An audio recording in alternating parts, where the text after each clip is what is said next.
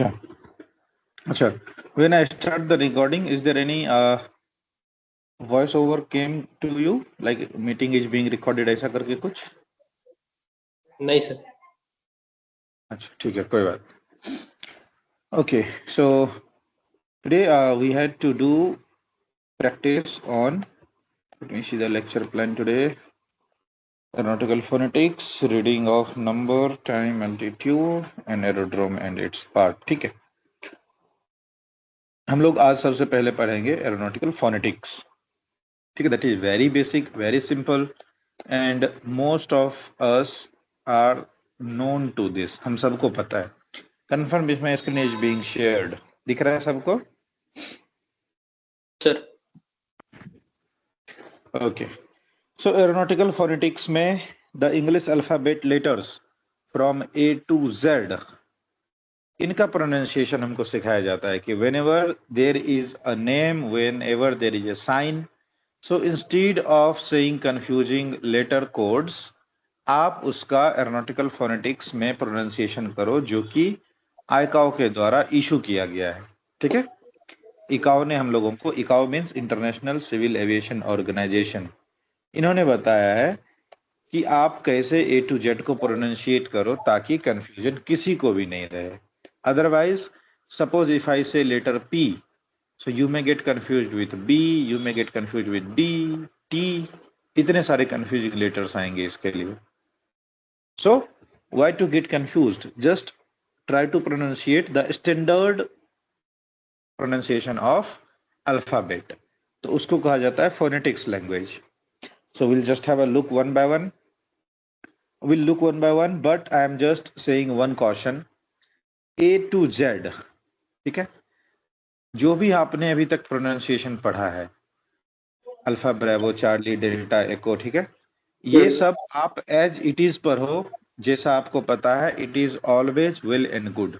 दो चार लेटर्स में थोड़े से कॉशन की जरूरत है, वो मैं आपको बताऊंगा specially.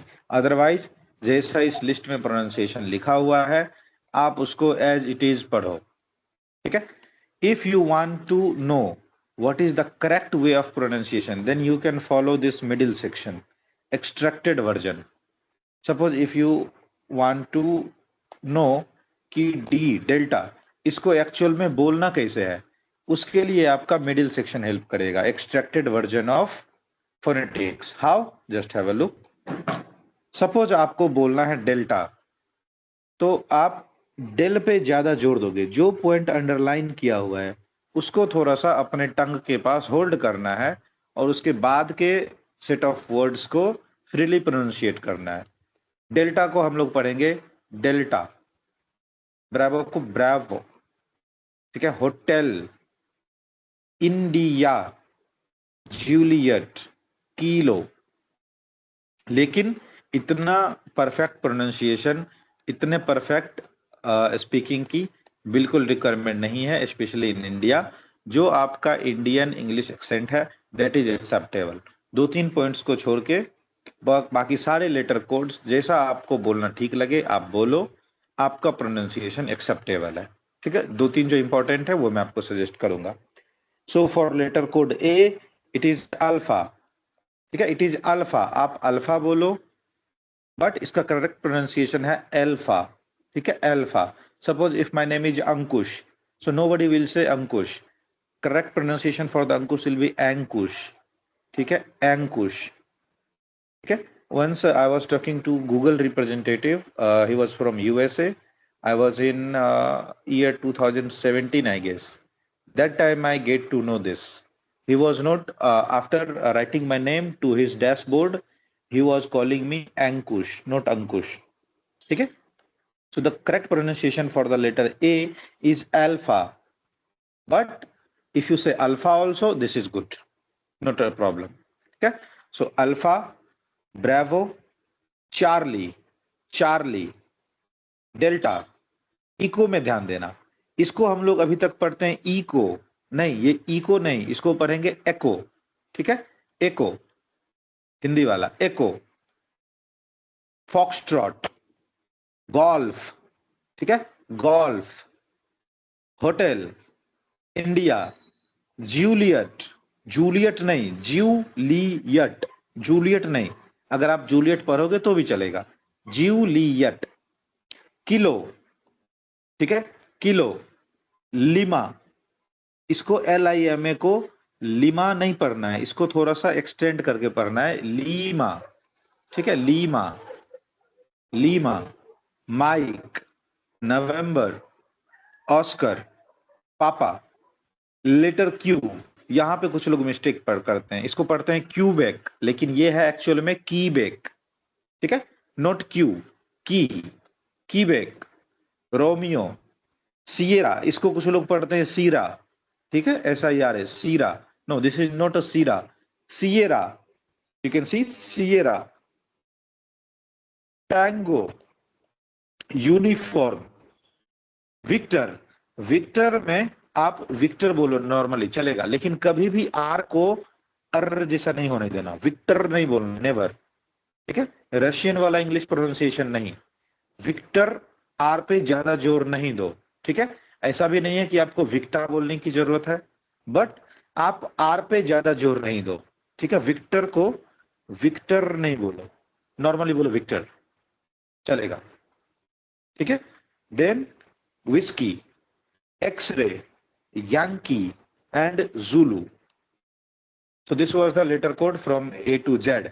This is easily available on Google. However, when you will take admission, so from 2nd of March, I will share this note to you. ठीक है, this will be shared to you. तो आपको यहाँ से reference लेके पढ़ना आ जाएगा। Otherwise आप एक बार इस पर नजर मारो, दोबारा से देखने की जरूरत नहीं पड़ेगी। मेन चीज क्या है याद करने लायक, ध्यान से, लेटर कोड Q, इसको पढ़ो कीबेक, क्यूबेक नहीं। एस, सियरा, सीरा नहीं, ठीक है। उसके बाद आता है सबसे ज्यादा इंपॉर्टेंट, एको, इसको आप एको पढ़ो, इको नहीं, ठीक है। सो यही 3 लेटर कोड थोड़े से इंपॉर्टेंट है प्रोनाउंसिएशन पॉइंट ऑफ व्यू से। अदरवाइज आप अपने इंग्लिश, इंडियन इंग्लिश एक्सेंट को यूज करते हुए जिसको जो पढ़ सकते हो आप पढ़ो, that is well acceptable and known to all examiner. कोई भी ऐसा नहीं बोलेगा कि नहीं ये एक्सेप्टेबल नहीं है। Clear? Any doubt over other letter code from A to Z? Sir. Clear? Sir. Okay.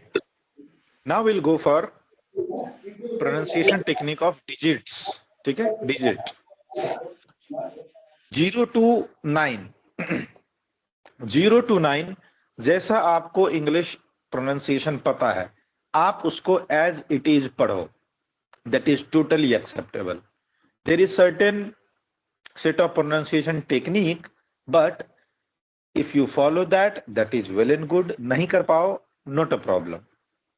तो 0 से 9 जैसा आपको आता है आप वैसा पढ़ो, other than one very important letter, that is 9. 9 को कभी भी 9 नहीं पढ़ना है, 9 को हमेशा पढ़ना है नाइनर। उसके अलावा बाकी जैसा आप बोलना चाहते हो आप बोलो, सिर्फ 9 को नाइनर बोलना है। उसके बाद 8, 7, 6, 5, 4, 3, 2, 1, 0, all acceptable. However, the correct pronunciation technique is 0, 1. इसको कभी भी उन मत पढ़ना, ठीक है, WUN, उन, that is the pronunciation technique of people who belongs to Middle East, अरब वाले। अगर आप अरेबियन कंट्रीज में ONE लिख के दे दो तो वो लोग उसको पढ़ देंगे ओने। African people, they will read it as ओने। So to help them, the pronunciation technique has been put over कि try to read it as one. So the correct technique to read it one is one, not un. 1, 2, 3, आप इसको 3 पर हो, well and good, ठीक है। हालांकि correct pronunciation होता है 3, ठीक है, 3। आप साउथ में अगर किसी का नाम देखो, if his name is Sumit, ठीक है, if his name is Sumit, people from South India will write it as SUMITH, but they will say it as ta, Sumit. So to read the 3, you should say 3. Tree नहीं है, पेड़ वाला नहीं, 3. If you can say that is well and good, नहीं भी बोलोगे तो 3 acceptable है। 4, 5, अगर आप FIVE बोलो ये भी एक्सेप्टेबल है, but if you want to be more accurate you can say 5 instead of 5। 5 ज्यादा अच्छा प्रोनाउंसिएशन टेक्निक है 5 के लिए, बट अगर आपके मुंह से अगर 5 भी निकलता है कोई प्रॉब्लम नहीं। 6, 7, 8, ठीक है। हालांकि 8 को पढ़ने का जो करेक्ट प्रोनाउंसिएशन टेक्निक है दैट इज 8, ठीक है, 8।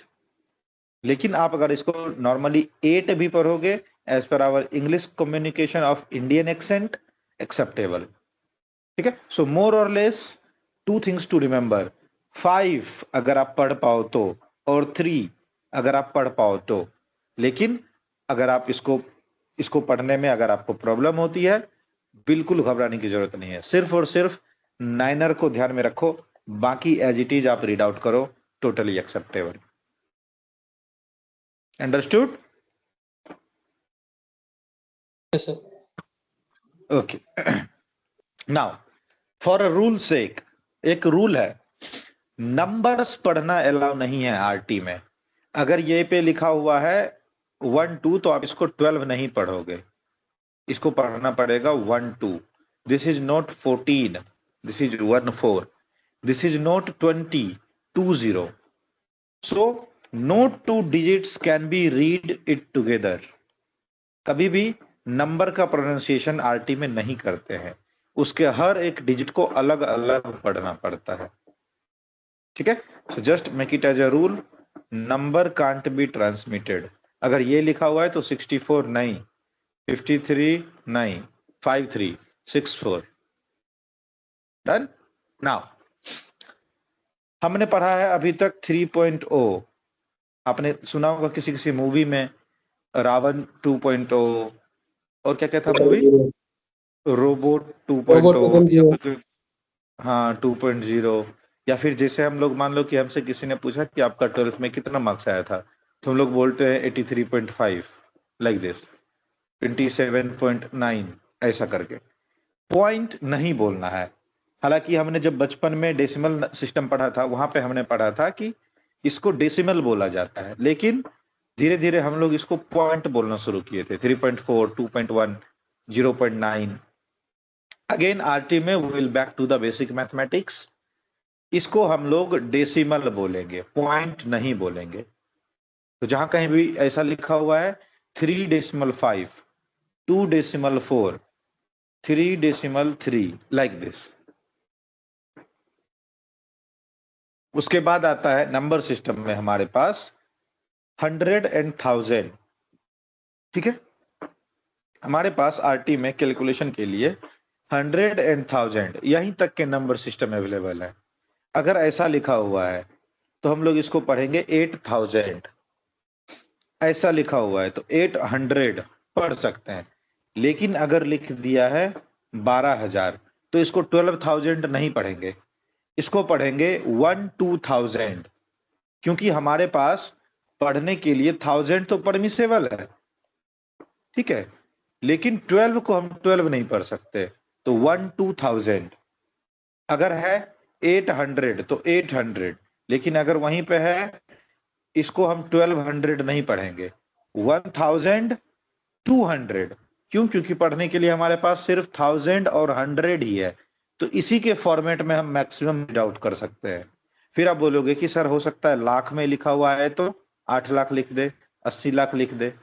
इस केस में हर एक डिजिट को इंडिविजुअली पढ़ा जाएगा। 1000 रुपए से ज्यादा का बड़ा नोट नहीं है आरटी में, ठीक है। अगर आप कुछ दिन पहले तक इंडियन करेंसी में 2000 से ज्यादा का नोट नहीं था, तो 10 लाख रुपया 2000 के नोट से ही रखे जाएंगे। सिमिलरली 1000 से बड़ा रीडिंग टेक्निक नहीं है, उससे ज्यादा बड़ा नंबर दिखता है तो हर एक नंबर को इंडिविजुअली पढ़ो। क्लियर? हम लोग आगे आएंगे प्रोनाउंसिएशन टेक्निक पे, तब और क्लियर हो जाएगा। So basically from A to Z the English alphabet, alpha bravo charlie delta till zulu, reading techniques of digit 1 2 3 4 5 9, ठीक है, इंक्लूडिंग 0। 9 को नाइनर पढ़ना है, 5 को 5, 3 को 3, पढ़ पाओ तो। डेसिमल का यूज होता है, पॉइंट नहीं बोलेंगे। 100 और 1000 को छोड़ के कोई भी नंबर सिस्टम हमारे पास अवेलेबल नहीं है। ठीक है, तो इन्हीं सब को यूज करते हुए हम लोग कुछ रीडिंग एग्जांपल्स देखेंगे, क्या क्या अपने पास अवेलेबल है। Suppose it is FL180, who is going to tell me flight level. अगर हमने लिखा है फ्लाइट लेवल 180, तो इस केस में हमारा एयरक्राफ्ट का करंट अल्टीट्यूड क्या है, कितने 1000 feet?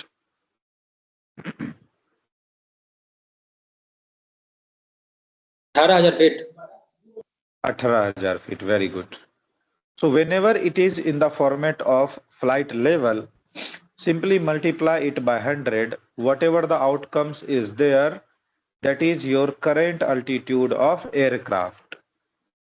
So to read this flight level, we can read flight level 180. We cannot say flight level 180.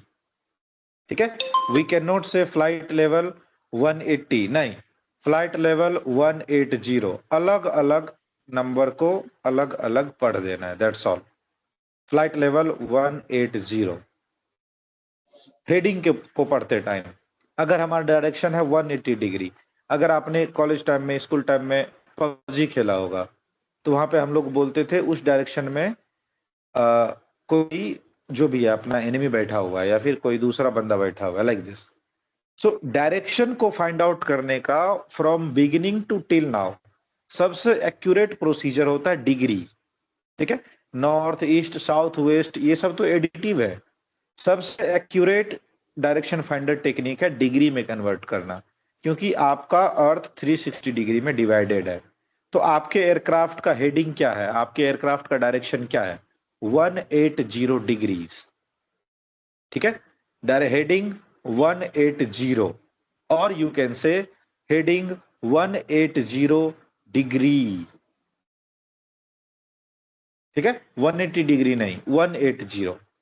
उसके बाद suppose winds speeds and direction लिखा हुआ है, तो विंड्स के केस में एक खासियत क्या है, अगर उसने लिख दिया विंड्स और आगे कुछ लिखा हुआ है नॉट्स में, तो अपने आप आपको समझना पड़ेगा कि नॉट्स होता है स्पीड का यूनिट। तो विंड्स का स्पीड नॉट्स में लिखा रहेगा, और डिग्री में अगर कुछ लिखा हुआ है तो वो विंड्स का डायरेक्शन होगा। ठीक है, so just get to know, अगर लिखा हुआ है विंड्स 200 डिग्रीज 25 नॉट्स, तो अपने आप हमको समझ जाना पड़ेगा कि 200 इसका डायरेक्शन है और 25 नॉट्स इसका स्पीड है। तो अगर हमको एटीसी वाला बोलता है विंड्स 200 डिग्रीज 25 नॉट्स, तो हमको समझ जाना पड़ेगा winds direction is 200 degrees and winds speed is 25 knots. Clear on this, समझ में आया? Yes sir. नाउ नेक्स्ट, अगर लिखा हुआ है winds 160 18 knots gusting 30 knots. Gusting मतलब होता है wind shear, shear means side से आपको हवा धकेलेगा इस साइड, तो उसको हम लोग गस्टिंग से रिप्रेजेंट करते हैं। इस केस में winds direction 160 degrees, winds speed 18 knots, gusting 30 knots. So you can see, मैंने इसको 160 नहीं पढ़ा, इसको 80 नहीं पढ़ा, ना ही इसको 30 पढ़ा, हमने क्या पढ़ा 18 30 160। सिमिलरली कोई भी नंबर सेपरेट सेपरेट पढ़ो आरटी में। कई बार हमको ट्रांसपोंडर के स्क्वाक कोड मंगाने पड़ते हैं चेक करने के लिए कि हमारा ट्रांसपोंडर फुल्ली फंक्शनल है कि नहीं। तो 4 डिजिट का स्क्वाक कोड देता है। सपोज दे हैड गिवन 2400, तो स्क्वाक कोड को 2400 नहीं पढ़ेंगे, ना ही इसको पढ़ेंगे 2400। हर एक नंबर को इंडिविजुअली प्रोनाउंशिएट करो, स्क्वाक 2400, स्क्वाक 4800, क्योंकि ये 4 डिजिट के कोड है और डिजिट को अलग अलग पढ़ा जाता है। ठीक है, फिर आप बोलोगे कि सर आपने जो हाँ हाँ, एम आई ऑडिबल? हाँ सर, अगर एक क्वेश्चन मेरा, जैसे मान के चलिए कि जितने भी 800 हो या 8000 हो, अगर मैं उसको 800 ही पढ़ता हूँ सब इन जनरल, तो क्या वो सही है? यस, बिल्कुल। मतलब अगर हम मैं आगे जैसे आगे जो भी वही बताने वाला हूँ, आगे वही बताने वाला हूँ। Very good, good doubt, and आगे वही बताऊंगा, डोंट बी वरीड। अपना नेक्स्ट वही है। ठीक। फिर आप बोलोगे कि सर जब अलग अलग ही पढ़ना है तो आपने 100 और 1000 पढ़ाया क्यों, उसकी कहाँ जरूरत पड़ गई? ठीक है। However the best technique ever is कि कुछ भी लिखा हो अलग अलग पढ़ दो, सबसे ज्यादा सेफ और सबसे ज्यादा एक्यूरेट। कुछ भी लिखा हो अलग अलग पढ़ दो। 8000, 42000, भले बोलने में कितना भी ऑकवर्ड लगे, बोलने में कितना भी लेंदी हो, अलग अलग पढ़ो। सबसे ज्यादा सेफ, सबसे ज्यादा एक्यूरेट। क्लियर? उसके बाद as I said right before कि फिर आप बोलोगे कि सर 100 और 1000 पढ़ाया क्यों? जब दीवार का एक एक ईंट ही निकालना है तो बुलडोजर बना के दीवार में क्यों धक्का मारना? आपने ऐसा शॉर्टकट क्यों पढ़ाया? सी, while reading the altimeter codes 100 और 1000 का यूज होता है, ठीक है, specially in case of altitude transmission. कैसे? Just have a look. Suppose you are on 800 feet, 800 feet पे फ्लाई कर रहे हो, तो आप बोल सकते हो 800 फीट। ठीक है। आप 3400 फीट पे फ्लाई कर रहे हो तो आप बोल सकते हो अल्टीट्यूड 3400 फीट। देखो 1000 का प्रोनाउंसिएशन आया, 3 हमारे पास है, 100 का प्रोनाउंसिएशन आया, 4 हमारे पास है। तो ये कुछ रीडिंग यू कैन से हमारे लिए प्रिविलेज है कि अगर कुछ बेसिक शॉर्टकट्स, कुछ राउंड ऑफ रीडिंग्स हमारे पास हैं तो उसको हम डायरेक्ट थाउजेंड्स एंड 100 के फॉर्म में बोल के निकल जाएंगे। 800, 3000, 400। अगेन 1000 हम लोग पढ़ सकते हैं लेकिन 12 नहीं पढ़ सकते, तो इसको पढ़ना पड़ेगा 1 to 1000। अगला एग्जाम्पल, हम लोग 1000 पढ़ सकते हैं, 100 पढ़ सकते हैं, लेकिन ना ही इसको 18 पढ़ सकते हैं। तो क्या पढ़ेंगे? 18,900 फीट, लाइक दिस। अल्टीमीटर में क्यूएनएच सेट करना होता है, ठीक है। तो क्यूएनएच सेटिंग को separate separate QNH 1010। And as I said the best ever technique is, 1000 वाला शॉर्टकट आपको याद नहीं है, 100 वाला शॉर्टकट आपको याद नहीं है, सिंपल हर एक डिजिट को इंडिविजुअली पढ़ दो, ऑलवेज वर्क्स। डन। बट मेरा काम है आपको सारे प्रिविलेज बताना। सपोज एग्जाम में एग्जामिनर ने बोल दिया अल्टीट्यूड इज 800 फीट, आपको ये चीज पता ही नहीं है, आप तो बोलोगे कि नहीं आपने तो गलत पढ़ा दिया, 100 हम बोलते ही नहीं है, हम तो 800 बोलते हैं। ठीक है। सो जस्ट बी अवेयर कि हमारे पास प्रिविलेज है, आपको यूज करना है यूज करो, नहीं करना है मत करो, कोई बात। ठीक है, कोई बात नहीं, बिल्कुल। आप अगर इसको 800 पढ़ोगे तो कोई आपको ये नहीं बोलेगा कि 800 क्यों नहीं पढ़ा। ठीक है। Next, reading techniques of visibility. ठीक है, विजिबिलिटी को हम लोग मीटर्स में जनरली काउंट करते हैं। तो विजिबिलिटी 1000 मीटर। RVR, इसको रोमियो विक्टर रोमियो नहीं पढ़ना, RVR सब कोई समझता है। हाँ, RVR is runway visual range, और हर कोई इसको समझता है कि ये RVR रनवे विजुअल रेंज ही है। तो ऐसा मत समझना कि सर अभी तो आपने बताया कि अल्फा ब्रावो चार्ली डेल्टा अलग अलग पढ़ना है, तो RVR को मैं क्या रनवे विक्टर रनवे पढ़ दूं, सॉरी रोमियो विक्टर रोमियो पढ़ दूं? तो नो, RVR को आप RVR पढ़ो, सब कोई समझता है। ठीक है। Runway visual range 600, runway visual range 1700, RVR 600, RVR 1700, it will work। ठीक है। Reading techniques of time.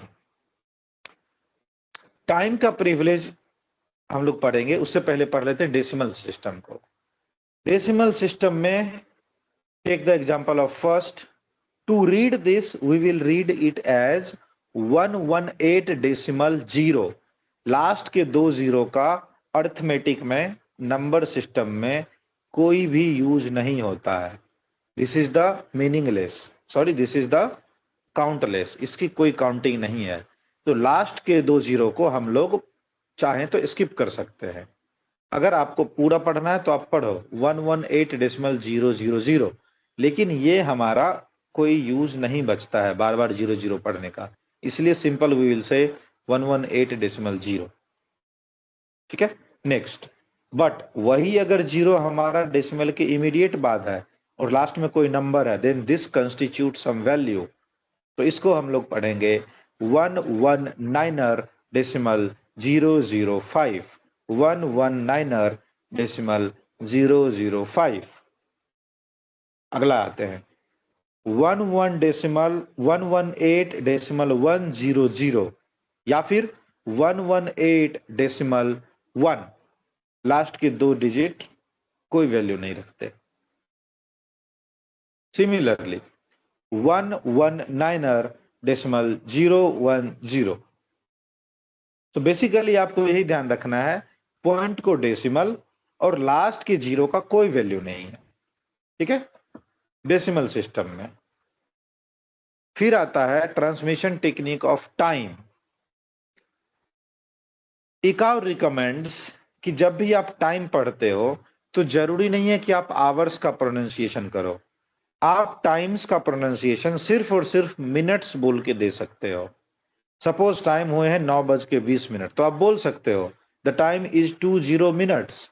Hours को पढ़ने की जरूरत नहीं है। ठीक है, क्यों? क्योंकि आप बेसिकली फ्लाइट ऑपरेट करते हो।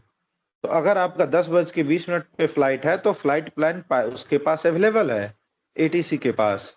तो आप सीधे बोलो the next time of departure is 20 minutes, वो समझ जाएगा ये 10:20 है। But why to take risk? The time is 0920। Clear? हर एक को अलग अलग 0920। The time is 1643। सिंपल। या फिर अगर आपको बोलना है तो the time is 43 minutes. Seconds का प्रोनाउंसिएशन हम लोग अवॉइड करते हैं, लेकिन अगर वही सेकेंड एक एब्सोल्यूट हाफ होता है तो हम लोग हाफ को कंसीडर करते हैं, क्योंकि आधे सेकेंड इंपॉर्टेंट टाइम होते हैं। तो the time is 1443 and half. ठीक है, 1443 एंड हाफ। क्लियर? इस हाफ का मतलब होता है 30 second. Sorry, just 2 paragraph before I have told आधा second. No, this is not 30 mini second, this is second. 30 seconds means आधा मिनट। ठीक है, हाफ मिनट।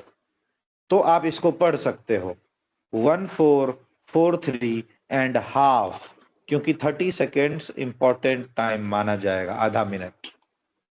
अगर इसको हम 144330 बोले तो नहीं होगा? Yes, always works. नहीं नहीं नहीं, नो नो नो नो। ठीक है, होल्ड। 144330 नहीं, सेकेंड्स का प्रोनाउंसिएशन नहीं करते हैं। ठीक है, वो कंफ्यूजिंग हो जाएगा। इसीलिए अगर मान लो आपके पास टाइम लिखा है 1443 और 25, तो सेकेंड्स को ऐसे ही हटा दो, पढ़ो ही मत, सिर्फ मिनट्स तक ही पढ़ना है। लेकिन अगर वो 30 सेकेंड्स होता है तो उसको सिर्फ हाफ से रिप्रेजेंट करते हैं।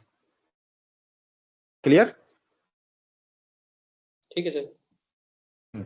सिर्फ आधे मिनट का प्रोनाउंसिएशन। उसके बाद रनवे का तो नंबर मतलब होता 30 है, से तो पहले कुछ भी रहेगा, मतलब 29 से लेकर के जो भी हाँ, होगा उसको लेना ही नहीं इग्नोर। है। हाँ, अगर और 30 के 30 से अगर बाद भी ज्यादा कुछ भी रहेगा रहेगा तो तो भी नहीं ले, तो भी नहीं। ठीक।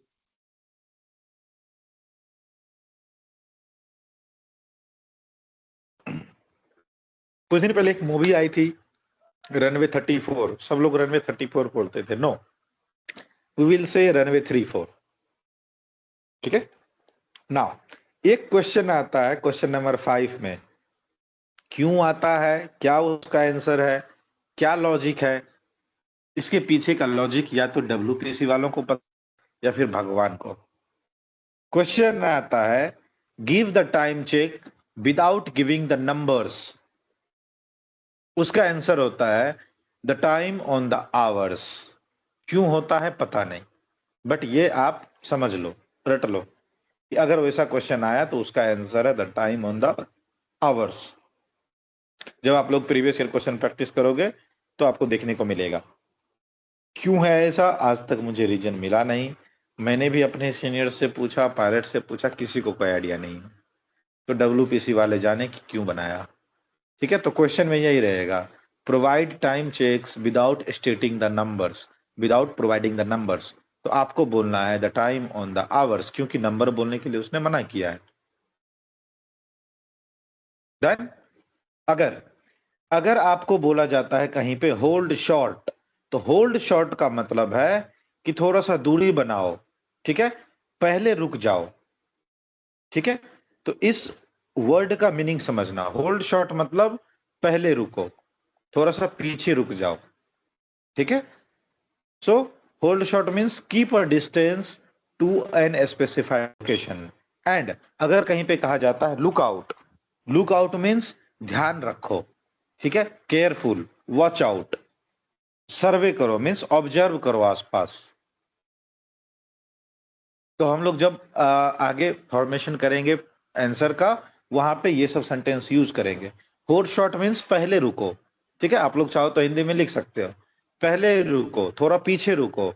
लुक आउट मीन्स ऑब्जर्व करो, वॉच आउट, व्यू ओवर। ठीक है, कि आसपास देखो, नजर रखना, ध्यान रखना, उसको बोलते हैं लुक आउट। ठीक है, नाउ ये सब हमने पढ़ लिया, नंबर सिस्टम की रीडिंग टेक्निक्स और उसके फॉर्मूलाज। अब आप बोल सकते हो कि सर ये जो आपने तरह तरह के लॉजिक बताए कि इसको ऐसा नहीं पढ़ना, उसको वैसा नहीं पढ़ना, ये सब आपको कहाँ से पता चला? आपने तो बोला कि ना कहीं सिलेबस दिया है, ना कहीं पैटर्न दिया है। तो मैं अगर सिर्फ ये बोल दूं कि हमने अपने सीनियर्स से पढ़ा, हमने अपने टीचर से पढ़ा, उनको कहाँ से पता चला? ठीक है, कहीं ना कुछ तो दिया होगा, कुछ ना कुछ तो फॉर्मेट दिया ही रहेगा। तो वो जो कुछ ना कुछ फॉर्मेट दिया हुआ है, that is given in ICAO document 9432। ठीक है, ICAO डॉक्यूमेंट 9432, ये बुक पब्लिश किया गया है by the International civil aviation Organization, manual of radio telephony. ये सब जो मैंने अभी इतने सारे ज्ञान दिए कि अल्फा पढ़ना, ब्रेवो पढ़ना, विक्टर पढ़ना, ठीक है, जुलू, और क्या क्या था, कीबैक, तो ये सब आपको कहां से पता चला? किसने बताया? इसने बताया।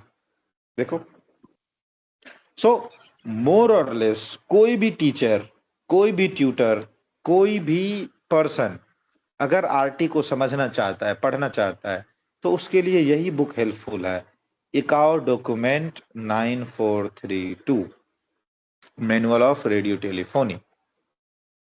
तो अभी जो मैंने आपको बताया कि 100 पढ़ना, लेकिन 200 नहीं पढ़ना, 300 नहीं पढ़ना, सब इसमें लिखा हुआ है। देखो, सब कुछ एक एक करके दिख रहा है। Understood? Clear? Yes sir, yes. Decimal system में भी जो पढ़ाया, सब इसमें लिखा हुआ है। तो उतना सारा जो मैंने अभी तरह तरह के लॉजिक बताए, सब यहां से कॉपी पेस्टेड था। और आपके लिए भी एक हिंट है, जैसे ही मैं आपको ये बुक शेयर करूंगा, या आज आज प्रोबेबली मैं आपको शेयर कर ही दूंगा, you to are confirm for the क्या कहते हैं अपना प्रिपरेशन प्लान। सो ये बुक मैं आपको शेयर कर दूंगा। टोटल कितने पेज का बुक है? 50-60 पेज का, अच्छा 100 पेज का बुक है, बट इसमें आपके यूज लाइक 60 पेजेस रहेंगे। ठीक है, 60 से 70 पेज आपको पढ़ने लायक रहेंगे। 5-6 दिन का टाइम लो और विद इन अ वीक, ठीक है, no more than a week, आप इस बुक को पढ़ो, आपको समझ में आएगा। एक जो बेसिक कॉल करने की टेक्निक है ना, वो इसी बुक में दिया हुआ है, और बहुत अच्छे से टावर और एयरक्राफ्ट का फोटो बना बना के दिया हुआ है कि टावर क्या बोलेगा, एरोप्लेन क्या बोलेगा, एरोप्लेन क्या क्वेश्चन करेगा, टावर क्या रिप्लाई करेगा, केस बना बना के, केस बेसिस पे। देखो, ये एक केस है कि पायलट को हमने एक परमिशन दे दिया, अब पायलट क्या बोलेगा, ठीक है, तो इसने पायलट को ये परमिशन दिया, पायलट अब आगे ये बोलेगा, फिर इसके बाद पायलट क्या आंसर करेगा, फिर उसके बाद टावर क्या आंसर करेगा, ये सब इसमें लिखा हुआ है। लेकिन एज आई सेड कि ये सफिशियंट नहीं है। इसको अगर आप पढ़ के सोचोगे कि आपने आरटी का पैटर्न समझ लिया, बहुत बड़ा मिस्टेक करोगे। क्यों? क्योंकि इंडिया में जो एग्जाम लेते हैं वो एग्जामिनर्स इंडियंस हैं। तो यहाँ पे जो कॉल करने की टेक्निक है, यहाँ पे जो कॉल करने का पैटर्न है, हमको वो सीखना पड़ता है। इकाओ के स्टैंडर्ड को अगर हम एज इट इज फॉलो करेंगे तो उल्टा हम ही चपेटे में फंस जाएंगे। अगर आप गवर्नमेंट के रूल को एज इट इज फॉलो करोगे तो आप ही परेशान होगे, गवर्नमेंट का कुछ नहीं जाएगा। ठीक है, सपोज आपकी एज हो चुकी है 22 ईयर्स, बाइक आपको बहुत अच्छे से चलानी है, गांव में 2-4 किलोमीटर दूर, 5 किलोमीटर दूर आपको जाना है। अगर आप बोलोगे कि नहीं, बिना ड्राइविंग लाइसेंस के मैं बाइक नहीं चलाऊंगा, तो किसका लॉस होगा? आपका।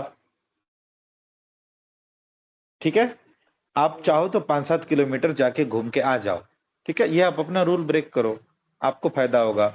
एज पर द रूल चलोगे तो आप ही का लॉस है। गवर्नमेंट गांव में आपको देखने आएगी नहीं कि आपके पास लाइसेंस है और आपने बाइक चलाई नहीं चलाई। हाँ, सिटी में अगर आप बिना लाइसेंस के बाइक चलाओगे तो वहां पे ट्रैफिक पुलिस हो सकते हैं गवर्नमेंट के बिहाफ में आपका चालान काटने के लिए। सिमिलरली, इकाउ डॉक्यूमेंट 9432, अगर आप इसके टेक्निक को ब्लाइंड फॉलो करोगे, आप ही का लॉस है। जब एग्जाम में आंसर करोगे एग्जामिनर को समझ में ही नहीं आएगा, आएगा भी तो वो आप पे हंसेंगे कि इसको किसने पढ़ा दिया इतना स्ट्रिक्ट लॉ, इतना स्ट्रिक्ट रूल। इसलिए हम आरटी का कोचिंग लेते हैं और इंडिया के एग्जाम पैटर्न जो इनको चाहिए वो सीखते हैं, और वो कहीं भी किसी बुक में दिया हुआ नहीं है। Understood? Yes sir. So this book is for your reference. I'll share on the WhatsApp group right now only. You need to simply go through within a week. 7 दिन के अंदर अंदर इसको पढ़ लो, और इसको पढ़ते टाइम मन में ऐसा बिल्कुल नहीं रखना कि जो मैंने पढ़ा है वो मुझे याद हो जाना चाहिए। नेवर। आप बस इसको समझने के लिए पढ़ो। ठीक है, इसको पढ़ के एंजॉय करो कि कैसे गॉसिप होता है in between tower and in between aircraft. अगर आप इसको समझोगे कि मैंने ये पढ़ा, मुझे तो याद ही नहीं हुआ, तो आप उल्टा खुद परेशान होगे। ठीक है, इसको पढ़ के ब्लाइंड इसके पीछे भागने की जरूरत नहीं है, लेकिन ये आपको एक ब्यूटीफुल आइडिया जरूर दे। Am I clear on this? Yes sir. So this book is prescription based. इस दवाई का इस्तेमाल सिर्फ ट्यूटर के गाइडेंस में करें। डायरेक्ट पढ़ लोगे कंफ्यूज होके आओगे उधर से। ठीक है, आगे की चीजें मैं तो हूँ क्लास में एक्सप्लेन करने के लिए। So this was the technique of reading numbers, time, altitude, runway visual range and aeronautical phonetics. So these were the things. मैं ये वाला बुक अभी ही व्हाट्सएप ग्रुप पे शेयर कर देता हूँ। ठीक है, आप लोग अभी स्टार्टिंग में जो 5-7 दिन का खाली टाइम चलेगा या फिर होली के आसपास आपको टाइम मिलेगा, खुद से इन सारी चीजों को पढ़ लेना। ठीक है? ठीक है sir. Okay, now let me just drop this book to WhatsApp group first, then we'll move ahead. फिर अपना नेक्स्ट टॉपिक है इसके बाद aerodrome and its part, which is very important to know. आपको एयरपोर्ट के लेआउट, ठीक है, airport के लेआउट आपको पता होने चाहिए। ठीक है, अदरवाइज प्रॉब्लम तो आएगी ही आएगी। और क्या होता है कि जब आप पार्ट 2 में ओरल देने जाते हो तो कई बार एग्जामिनर बोलते हैं, आपको पेन एंड पेपर दे देंगे और बोलेंगे कि एक एयरपोर्ट का डायग्राम बना के दिखाओ। आप तो आरटी का कहाँ यूज करोगे? एयरपोर्ट पे। तो बताओ कि आपने एयरपोर्ट पे अभी तक क्या क्या देखा, या फिर आप क्या समझते हो कि एयरपोर्ट पे क्या क्या रहता है। तो एक एयरपोर्ट का डायग्राम बना के हमको दिखाइए। तो बहुत जरूरी है एयरपोर्ट के हर एक पार्ट्स को समझना। हाउएवर जब मैंने आरटी दिया था तो आई थिंक मैंने एयरपोर्ट को उतने अच्छे से देखा भी नहीं था, and more of the college students और beginners they might not have seen the airports. तो उसके लिए मैंने इस टॉपिक को 2 दिन का टाइम दिया है, ठीक है। एयरपोर्ट्स के हर एक पार्ट को, हर एक नोमेनक्लेचर को अच्छे से समझेंगे ताकि एग्जाम में कंफ्यूजन नहीं रहे। आरटी में आपसे एयरपोर्ट के बारे में पूछा जाएगा। Even let me just look in the meeting कि कौन कौन अवेलेबल है। अच्छा, you to are only here. Even one of your batchmate Gaurav, Gaurav Gupta, याद है? So when he was giving RT, when he was giving exam, he was working on helipad. उसने airport नहीं देखा था, तो एग्जामिनर ने उसको बोला हेलीपैड का फोटो बनाओ कि तुम्हारे जिस कंपनी में काम करते हो वहां पे क्या सब है। तो पार्ट 2 में कुछ भी आपसे अजीब नहीं पूछेगा, टोटल रियलिस्टिक क्वेश्चन पूछेगा, ठीक है। तो आप जिस भी जगह पे काम करते हो आपको उसका आइडिया होना चाहिए। सपोज आप किसी ऐसे एयरपोर्ट पे काम कर रहे हो जहां बेस मेंटेनेंस कर रहे हो, आपने रनवे कभी कभार देखा, टैक्सी वे कभी कभार देखा, तो आपको नहीं पता है तो आप बोलो कि sir I was working near to the hangars only on the apron, I haven't seen runway yet, I haven't seen taxiway yet. लेकिन इतने बेसिक क्वेश्चंस को एक्सप्लेन करना ना में बोलना हानिकारक हो सकता है, इसलिए हम लोग रनवे के हर एक पार्ट्स को अच्छे से समझेंगे। सबसे पहले एरोड्रोम और एयरपोर्ट में क्या डिफरेंस है? The very popular question of the college time. So if you know, do let me know what is the difference between airport and aerodrome. आप क्या समझते हो? एरोड्रोम मीन्स छोटा छोटा हवाई पट्टी, हम्म, और एयरपोर्ट मीन्स मतलब जहाँ पे बड़े बड़े एयरक्राफ्ट फ्लाई करते हो। एरोड्रोम जो एयरक्राफ्ट को मतलब छोटे छोटे एयरक्राफ्ट को कनेक्टिविटी के लिए यूज करते हैं। बट हमने एक लाइन पढ़ा था, और all airports are aerodrome but not all aerodrome are airports. तो क्या मतलब रह गया फिर? पढ़ा था ना ऐसा कुछ? चलो, अभी क्लियर हो जाएगा। मैं भी जब तक कॉलेज में था ये सब तो नहीं आ रहा था, ना ट्यूटर किसी टीचर ने अच्छे से पढ़ाया, ना कुछ मटेरियल मिले। धीरे धीरे फील्ड में एक्सपीरियंस करके कुछ सीआर वगैरह पढ़ के क्लियर हुआ। क्या है, अगर किसी भी एयरफील्ड पे, अच्छे से समझना, कोई भी एयरफील्ड, अगर वहां पे minimum 3 basic facility, 3 basic facility, क्या क्या?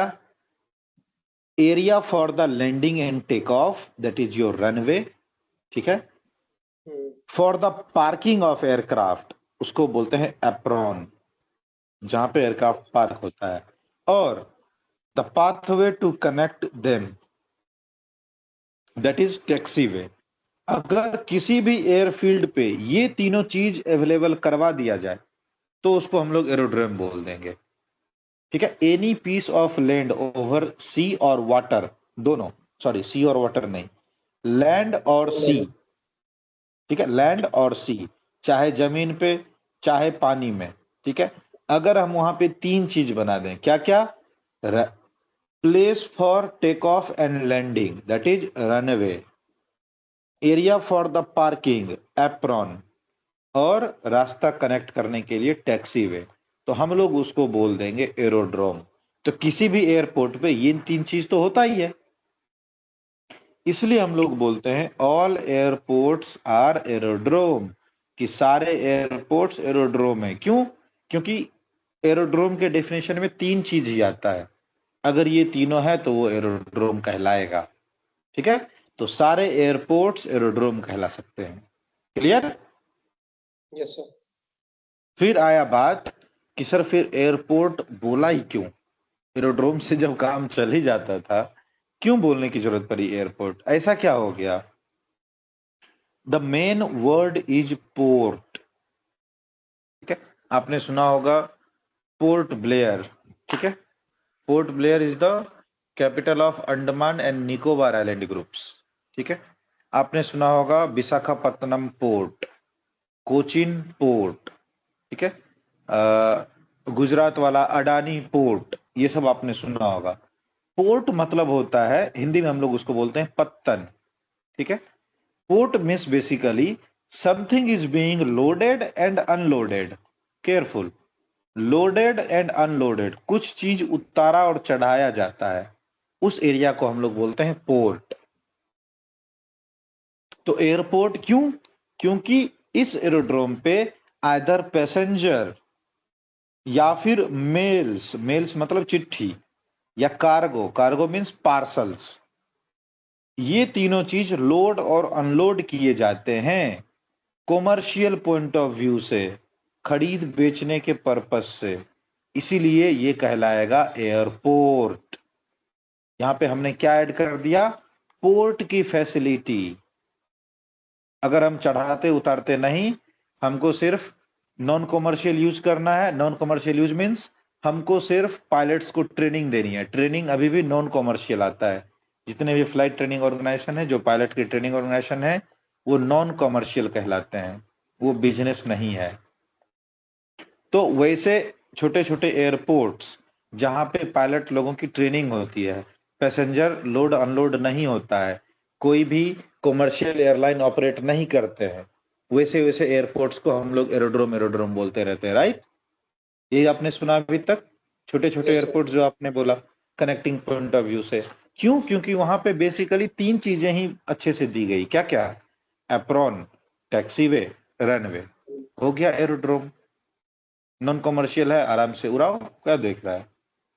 अगर आपको पोर्ट की फैसिलिटी चाहिए, कि आप चाहते हो कि यहां से पैसेंजर बैठे, आप चाहते हो कि यहां से कार्गो लोड हो, यहां से सामान लोड हो, उसके लिए सबसे बड़ी रिक्वायरमेंट है सिक्योरिटी। नहीं तो पता चला आप किसी गुंडे को अपने जहाज में बैठाए और पहुंचा दिए लंदन, तो उस केस में सबसे बड़ा कंसर्न है सिक्योरिटी। आप अपने जहाज में बम बारूद लोड करके दिल्ली से पहुंचा दिए पाकिस्तान, ठीक है, तो उसके लिए सिक्योरिटी। तो जैसे ही आपने ऐड किया पोर्ट, सबसे पहले चीज आपको लानी पड़ेगी सिक्योरिटी। किसकी? बीसीएएस, ब्यूरो ऑफ, क्या बीसीएस का full form? Bureau of civil aviation, एक सेकंड। सिक्योरिटी।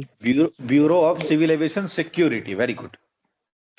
तो बीसीएएस की सिक्योरिटी लानी पड़ेगी, इनके गाइडेंस को फॉलो करना पड़ेगा। ये वहां पे सीआईएसएफ स्टाफ को बिठाएंगे, किस चीज के लिए? सिक्योरिटी चेक के लिए, कि वो जो पैसेंजर जा रहा है उसका आधार कार्ड चेक करो, उसका पासपोर्ट चेक करो, डोमेस्टिक है तो आधार कार्ड चेक कर लो, आइडेंटिफिकेशन चेक कर लो, फॉरेन है तो पासपोर्ट और वीजा चेक करो, उसके वीजा पे, उसके पासपोर्ट पे किसी टाइप का नोटिफिकेशन तो नहीं आया हुआ है कि ये देश छोड़ के भाग रहा है, इस पे क्राइम सीन है। पैसेंजर के लिए।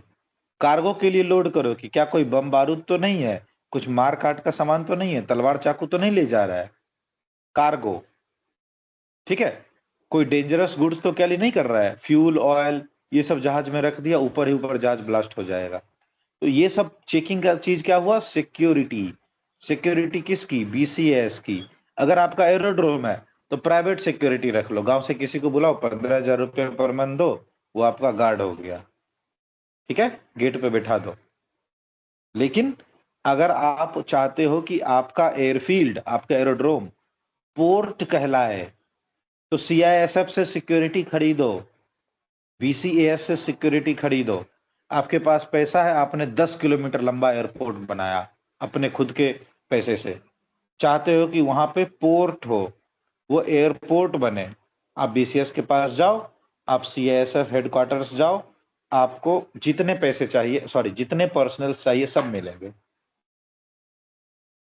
ठीक है। तो जैसे ही आपने सिक्योरिटी ऐड किया, आपका एरोड्रोम बन गया एयरपोर्ट। अब आती है बात, आपने सीआईएसएफ के लोगों को तो बुला लिया, एयरलाइनर्स को तो इनवाइट कर दिया कि आइए हमारे यहाँ से जहाज उड़ाइए, उनको और पैसेंजर्स को भी इनवाइट कर लिया कि आओ हमारे यहाँ पे ऊपर जहाज पे बैठने की सुविधा दी गई है, ठीक है। बट आपको सिक्योरिटी चेक करने के लिए कोई ना कोई जगह देना पड़ेगा, किसी ना किसी स्पेस को देना पड़ेगा, अलॉट करना पड़ेगा। जहाँ पे सीआईएसएफ वाले बैठ के आपका टिकट चेक करेंगे, जहाँ पे बीसीएस वाले कंट्रोल करेंगे, जिस सिक्योरिटी एरिया में आपका बैगेज स्कैन होगा, पैसेंजर आएंगे तो उसके लिए वेटिंग हॉल बनाए जाएंगे, उसके लिए लाउंज बनाए जाएंगे, उसके लिए वेटिंग एरिया बनाया जाएगा, फूड कोर्ट खाने पीने का व्यवस्था किया जाएगा, वेंडिंग या एडवर्टाइजिंग खरीद बेचने का भी व्यवस्था किया जाएगा। ये सब कहाँ होगा? उसके लिए आपको बनाना पड़ेगा terminal building, and you can C in this image terminal building. Road पे खड़ा होकर चेक करोगे, अगले दिन से पैसेंजर ही नहीं आएगा, बोलेगा वहां धूप में खड़ा कर देता है। तो उसके लिए आपको क्या देना पड़ेगा? एक मस्त एसी हॉल, टर्मिनल बिल्डिंग, जहां पे सीएसएफ की सिक्योरिटी बैठे, आपका बैगेज स्कैन हो, खाने पीने की व्यवस्था हो, ठीक है। प्लस जो आदमी यहाँ पे आएगा, हो सकता है वो अपने पर्सनल कार से आए, तो पार्किंग के लिए जगह दो। टैक्सी वैक्सी आ सकती है, ठीक है, पब्लिक कन्वेंस, तो बस या टैक्सी के लिए जगह दो, पार्किंग एरिया, ठीक है। प्लस मेट्रो, किसी किसी सिटीज में आपने देखा होगा एयरपोर्ट के आसपास मेट्रो होते हैं, ठीक है, तो railway station is equal to metro only, ठीक है। फिर आपने क्या किया? एयरपोर्ट बड़े बना दिए, सारे एयरलाइनर्स जहाज लेके आए, आपके एप्रोन पे उन्होंने पार्क किया, लेकिन कुछ ना कुछ मेंटेनेंस खराबी आ गई, कुछ ना कुछ टेक्निकल प्रॉब्लम आ गए, तो वो आपके एयरपोर्ट पे ही मेंटेनेंस भी करवाएंगे, तो मेंटेनेंस के लिए हैंगर्स दो, ठीक है। उसके बाद वहां पे फ्यूल लोड होगा, तो फ्यूल डिपो दो, आईओसीएल एचपीसीएल इन सबको बुलाओ कि हमने एक एयरपोर्ट बनाया है, हमारे यहाँ पे सब लोग जहाज लेके आएंगे, उनको फ्यूल चाहिए होगा, आप फ्यूल बेचो, ठीक है। उसके बाद ये सब जो भी मूवमेंट होगा उसको कंट्रोल करने के लिए एयर ट्रैफिक कंट्रोलर बुलाना पड़ेगा कि हमारे यहाँ पे जो एयर का ट्रैफिक आएगा उसको कंट्रोल करो। तो आपको एक टावर बनाना पड़ेगा कि यहाँ पे आप बैठो, यहाँ से आपको पूरा एयरपोर्ट दिखेगा, दूरबीन लगाओ, बाइनोक्यूलर्स लगाओ और पूरे एयरपोर्ट पे नजर रखो। तो एटीसी के लिए देना पड़ेगा स्पेस, क्लियर? तब जाके आपका एरोड्रोम बनता है airport. Am I clear on this topic? अभी क्या था देखो, अभी तक, अभी जैसे मैंने आपको बताया कि पैसा आपके पास है, एयरपोर्ट आपने बनाया, तो आप मनी मन सोचते हो कि ऐसा कहाँ है सर, कोई एक आदमी कहाँ से एयरपोर्ट बना पाएगा? यस, एक आदमी एयरपोर्ट क्यों नहीं बनाएगा? आपके पास पैसा है, आप बनाओ, कौन मना करता है? बहुत सारे इंडिया में ऐसे लोग हैं जिनके पास अपना एयरपोर्ट है। रूल्स आप वो फॉलो करोगे जो गवर्नमेंट ने बनाया, बस उसको खरीदने के लिए आपके पास पैसे होने चाहिए, ठीक है। अभी तक इंडिया में प्राइवेट कंपनीज के पास ज्यादातर पैसा नहीं थे, इसलिए आप देखते होंगे कि एयरपोर्ट अथॉरिटी ऑफ इंडिया के एयरपोर्ट होते हैं सरकारी कर्मचारी, सरकारी लोग। बट जैसे जैसे लोगों के पास पैसा आया, अडानी का एयरपोर्ट, रिलायंस का एयरपोर्ट, BIAL कोई प्राइवेट कंपनी है बेंगलोर की, उनका airport, CIAL Cochin international airport limited, उनका airport, Delhi airport GMR group का एयरपोर्ट, किसका है? GMR ग्रुप का, ठीक है। बेंगलोर इंटरनेशनल एयरपोर्ट का, अडानी का, रिलायंस का, मुंबई में एक बहुत फेमस ग्रुप है BVG, इनका इनका एयरपोर्ट है। इन्होंने 100-150 साल के लिए ले लिया लीज पे। तो एयरलाइनर आके यहाँ पे अपना एयरक्राफ्ट लैंड करवाएगी, उससे पैसा कौन वसूलेंगे? ये लोग, ठीक है। सीएसएफ से सिक्योरिटी कौन खरीदेंगे? ये लोग। बीसीएस को इनवाइट कौन करेंगे? ये लोग।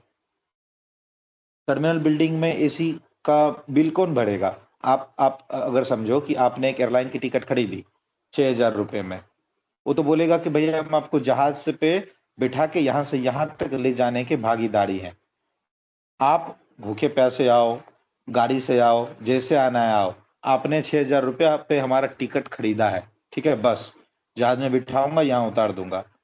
कहाँ पे आप वेटिंग वेटिंग हॉल में आप वेट करोगे, या चाहिए आप रोड के किनारे गाड़ी लगा के वेट करो, ठीक है, हम उसकी जिम्मेदारी नहीं लेंगे। क्यों? क्योंकि वो तो एयरलाइनर है, तो उसकी जिम्मेदारी कौन उठाएगा? Airport operator. एयरपोर्ट ऑपरेटर कौन हो सकते हैं?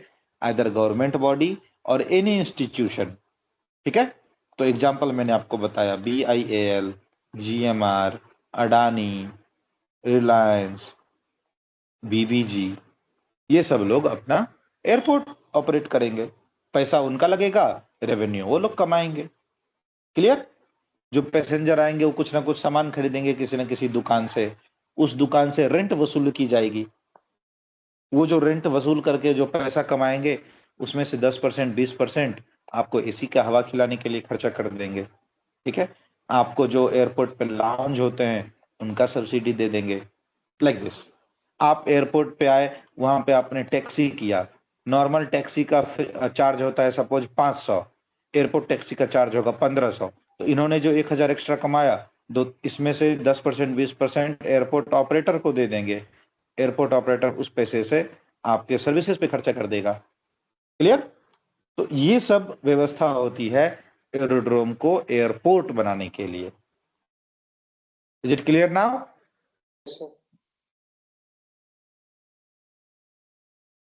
तो कोई पूछे एयरपोर्ट और एरोड्रोम में क्या डिफरेंस है? 3 बेसिक रिक्वायरमेंट एरोड्रोम। फर्दर जितने सारे सर्विसेज ऐड होते जाएंगे एयरपोर्ट बनता जाएगा। Done? Similarly in case of helipad, आपके पास सिंपल हेलीपैड है, remember our college time that helipad it was for personal use. हाँ, चोरी छिपे पैसेंजर बैठा लेते थे, अलग चीज है, बट अगर उसको हेलीपोर्ट बनाना है, सिक्योरिटी लाओ, क्लियर, तभी आप उसका कॉमर्शियल यूज कर सकते हो, otherwise that was truly for maintenance purpose, no commercial use. ठीक है, अब देखो, अभी क्या है, ये हमने पढ़ा एयरपोर्ट और एरोड्रोम के बीच का डिफरेंस। अब हम लोग पढ़ेंगे पार्ट्स ऑफ एन एयरपोर्ट और एरोड्रोम, कौन कौन से पार्ट होते हैं उसमें। आज हम लोग ज्यादा नहीं, सबसे इंपॉर्टेंट चीज पढ़ेंगे दैट इज रनवे, उसके बाद आज का मीटिंग क्लोज कर देंगे।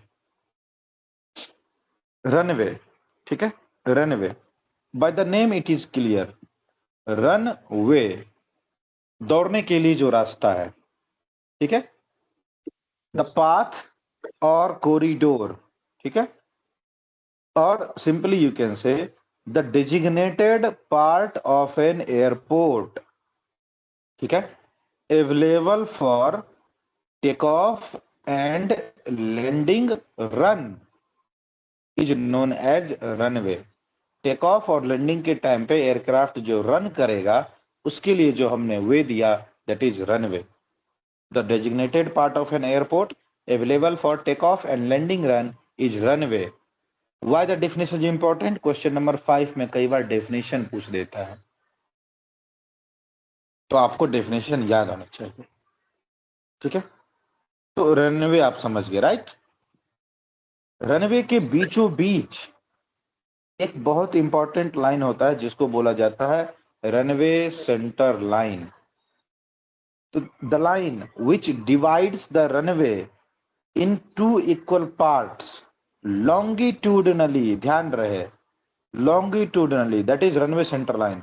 ऐसा नहीं कि बीचों बीच रनवे को 2 पार्ट में तोड़ दिया, ये नहीं, ये नहीं है runway centre line. Longitudinally which divides runway in two equal half that is runway centre line. Clear? Next, very important point number 9 you can see, इसको बोलते हैं रनवे थ्रेशहोल्ड। ठीक है, रनवे थ्रेशहोल्ड, और here you can see runway threshold. Threshold का मतलब हमेशा होता है बिगिनिंग ऑफ एनीथिंग। ठीक है, सो बिगिनिंग ऑफ रनवे, ठीक है, बिगिनिंग ऑफ रनवे, ठीक है, available for take off run is known as runway threshold. ठीक है, beginning of runway after which runway is available for take off is known as runway threshold, कि यहां से आप टेक ऑफ रन स्टार्ट करोगे, ये आपका रनवे की शुरुआत है। At the same time opposite and पे भी थ्रेशहोल्ड मिलता है, लेकिन आप इसको ये नहीं बोल सकते कि एक साइड सर अगर शुरुआत हो गया तो दूसरे साइड तो एंड रहेगा ना, नहीं, थ्रेशोल्ड कभी भी एंड पोजीशन नहीं होता है, वो हमेशा शुरुआत होता है। अब देखो, इस चीज को समझने के लिए हम लोग समझेंगे रनवे डेजिग्नेशन। हमने अभी पढ़ा ना रनवे 3, 4। इसका मतलब होता है कि ये जो रनवे है अर्थ के मैग्नेटिक नॉर्थ के रिस्पेक्ट में, ध्यान से, अर्थ के मैग्नेटिक नॉर्थ के रिस्पेक्ट में ये वाला रनवे 340 डिग्री एंगल बना रहा है। ठीक है, 340 डिग्री एंगल बना रहा है, तो इसका नाम पड़ गया runway 34। Runway 27 means 270 degree angle बना रहा है। रनवे 18 मीन्स 180 डिग्री एंगल बना रहा है। क्लियर, समझ में आ रहा है? सो अब देखो यहां पे लिखा हुआ है रनवे 27, इट मीन्स ये वाला रनवे अर्थ के मैग्नेटिक फील्ड के रिस्पेक्ट में 270 डिग्री एंगल बना रहा है। क्लियर? Yes sir. दूसरे एंड पे देखो लिखा हुआ है 09er, यानी ये 90 डिग्री एंगल बना रहा है। अब एक सर्कल है, एक अगर लाइन खींचेंगे, इधर 270 बनाएगा तो इधर 90 बनाएगा, राइट? सो सिमिलरली एक रनवे एक टाइम पे दो रनवे डिजिग्नेशन से डिजिग्नेट किए जा सकते हैं। इधर है रनवे 27 यानी 270 डिग्री, इधर है रनवे 09er यानी 90 डिग्री। और एक रनवे दोनों साइड से टेक ऑफ और लैंडिंग कर सकता है। इधर से लैंड भी कर सकता है, इधर से टेक ऑफ भी कर सकता है, इधर से भी लैंड कर सकता है, इधर से भी टेक ऑफ कर सकता है, based on the direction of winds. Clear?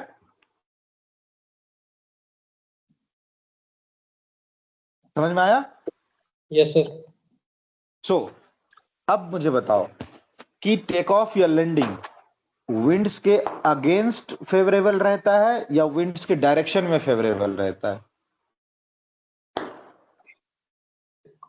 Direction में ही सर, टेक ऑफ नहीं, अगेंस्ट में। अगेंस्ट में टेक ऑफ और लैंडिंग दोनों अगेंस्ट द विंड फेवरेबल रहता है। क्यों? क्योंकि उस टाइम पे आपको ज्यादा लिफ्ट मिलेंगे, और टेक ऑफ और लैंडिंग दोनों टाइम पे आपको ज्यादा लिफ्ट चाहिए। लैंडिंग के टाइम पे क्यों? क्योंकि स्मूथ लैंडिंग हो, कुशनिंग इफेक्ट मिले, झटका नहीं लगे। ठीक है, आराम आराम से आपका एयरक्राफ्ट आए। टेक ऑफ के टाइम पे क्यों? क्योंकि आपको ऊपर जाना है तो आपको ज्यादा लिफ्ट चाहिए। तो टेक ऑफ और लैंडिंग हमेशा अगेंस्ट द विंड होता है। ठीक है, तो एक ही रनवे विंड्स के डायरेक्शन को देखते हुए टेक ऑफ और लैंडिंग का डायरेक्शन चेंज कर सकता है। क्लियर? तभी एक Yes. रनवे पे दो नंबर लिखे हुए रहते हैं कि आप दोनों साइड से रनवे को यूज करो। अभी देखो, तो थ्रेशोल्ड हमेशा बिगिनिंग कहलाएगा। ये रनवे 27 का थ्रेशोल्ड है, ये रनवे 09er का थ्रेशोल्ड है। कभी भी ऐसा मत बोलना कि एक साइड थ्रेशोल्ड है एंडिंग और दूसरे साइड है runway threshold starting. No, threshold is always beginning. Clear over this? ये समझ में आया? Yes, sir. ठीक, अब रनवे को थोड़ा जूम करके देखो। जब आप, चलो इधर से लैंडिंग का परमिशन दे दिए कि यहां से आके कोई एयरक्राफ्ट लैंड करेगा, तो लैंड करने के लिए कहां पे लैंड करे? क्या थ्रेशोल्ड पे? अगर मान लो कोई थ्रेशोल्ड पे लैंड करने के लिए आया, उसका व्हील थोड़ा पीछे रह गया, तो रनवे अंडर शूट कर जाएगा, पहले ही उतर जाएगा, एक्सीडेंट। फिर दूसरा केस, वो लैंड करने के लिए आया, आधे रनवे पे लैंड कर पाया, तो रनवे ओवरशूट कर जाएगा, रन का डिस्टेंस कम पड़ गया, बाहर निकल जाएगा एयरक्राफ्ट, फिर दिक्कत। तो क्या बनाया गया?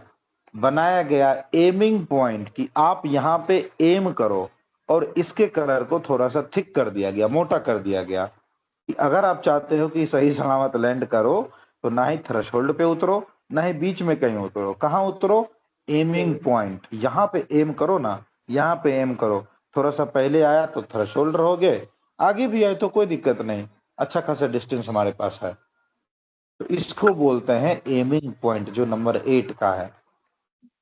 उसके बाद आया आपका टच डाउन जोन, कि कहां तक में आप अपने एयरक्राफ्ट का व्हील टच करवा लो। अगर उससे आगे पीछे हुए तो भैया लैंडिंग में खतरा है, बच लो। तो ये जो आप देख रहे हो ना, ये वाला पोर्शन जहां पे सेंटर लाइन के आसपास भी मार्किंग किए हुए हैं, ये कहलाते हैं टच डाउन जोन, जो कि almost 20 to 25% of runway length होता है। अगर आप इस एरिया तक में अपने एयरक्राफ्ट का व्हील टच नहीं करवा पाए तो अब टच करवाओ भी मत, गो अराउंड करो, नहीं तो आपका रनवे लेंथ छोटा पड़ सकता है। क्लियर? ठीक है। सो आज के लिए इतना ही, धीरे धीरे लोड बढ़ाएंगे। डेफिनेशन एक दिन में जितना ज्यादा पढ़ा दूंगा समझ में सब आएगा, याद कुछ भी नहीं रहेगा, इसलिए डेफिनेशन को 2 पार्ट में स्प्लिट करता हूं। ठीक है, कल पढ़ेंगे बाकी portions of the runway. Otherwise if you have time take the screenshot, और जितने सारे पोजीशन है अगर आपको समझ में आ रहा है तो इसके डेफिनेशन को खुद से फाइंड आउट करो। This is very interesting. Any how आपको सारा डेफिनेशन मिलेगा, सब कुछ मिलेगा। मैंने जो कुछ अभी वर्बली बोला है सब आपको रिटन में मिलेगा as a study material package. If you want to be little curious let me just show you, सब कुछ अवेलेबल है। ठीक है, तो कभी भी मत सोचना कि सर आपने आज जो डेफिनेशन मुंह से बोल दिया मैं तो भूल गया या फिर मैं लिख नहीं पाया, अब क्या करूंगा। हर चीज अवेलेबल है in a written notes, you can see. ये हर चीज डेफिनेशन वाला, सब कुछ डेफिनेशन में है। एरोड्रोम का भी डेफिनेशन है, देख रहे हो, एयरवे, टैक्सी का, हर चीज का डेफिनेशन मिलेगा इधर बाय द नेम वाइज। तो किसका क्या डेफिनेशन है, किसका क्या मीनिंग है, हर चीज आपको देखने को मिलेगा। So don't be surprised, but if you want to read from your side simply wait for tomorrow. जब हम लोग रेगुलर क्लास स्टार्ट करेंगे ये सारी चीजें बहुत इजी हो जाएंगी और आपको अच्छे से समझ में भी आएगा। ठीक है, so I think this was enough for today. We had 1 and 15 minutes of time in class, and we had seen today what we had seen: reading techniques of numbers, digits, altitude, decimals and solve. ठीक है, and we have seen some of the parts of an airport. Clear? तो बाकी का हम लोग कल से initiate करते हैं, and I think that's sufficient for today. I am closing this meeting here only and we'll see you tomorrow same time. ठीक है?